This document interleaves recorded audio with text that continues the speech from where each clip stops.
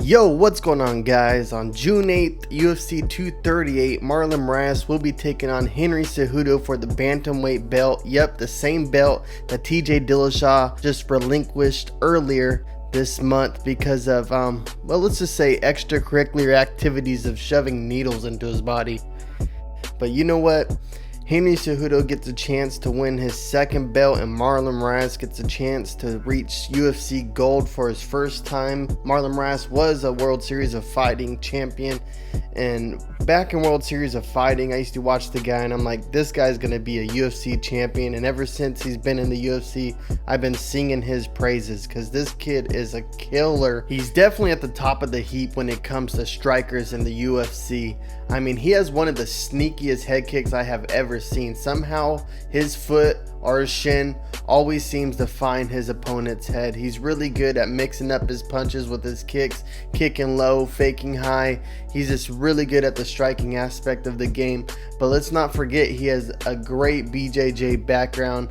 I mean, he is Brazilian. I almost feel like it's almost a comedic assumption in the MMA community to assume that all Brazilians have great BJJ or Brazilian Jiu-Jitsu. But in this case, it's true. Marlon Moraes is a black belt in Jiu-Jitsu, but a little birdie tells me I don't think he's going to want to go to the ground with Henry Cejudo. When we look at this matchup with Henry Cejudo and Marlon Moraes, Henry Cejudo almost has the favorable matchup because he is a wrestler. He's an Olympic wrestler, and usually wrestlers beat strikers, but MMA math doesn't always work out that way. We all know that. It also depends on Henry Cejudo. Is he going into this fight as a striker or a wrestler, or is he going to mix it up? Because we've seen Henry Cejudo not use his wrestling at all recently.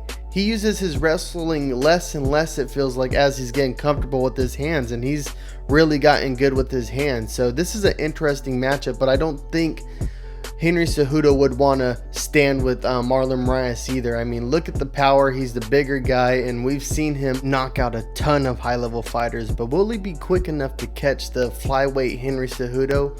Flyweights are known for their speed. I don't know. This one's a tough one to pick. You know what? I might need a little help from my buddy MMA Slam. Let's see what he thinks.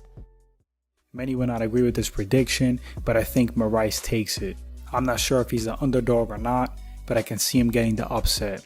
I just think he's a very aggressive fighter that is extremely skilled, and he's going to exploit some holes in Cejudo's game, specifically his stand-up. Not to say that Cejudo hasn't improved tons and isn't good striking, I just don't think he's as good as Moraes on the feet. And on the ground, Moraes is going to pose a threat with his BJJ.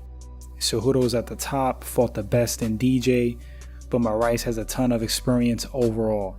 Final pick, Marlon Moraes.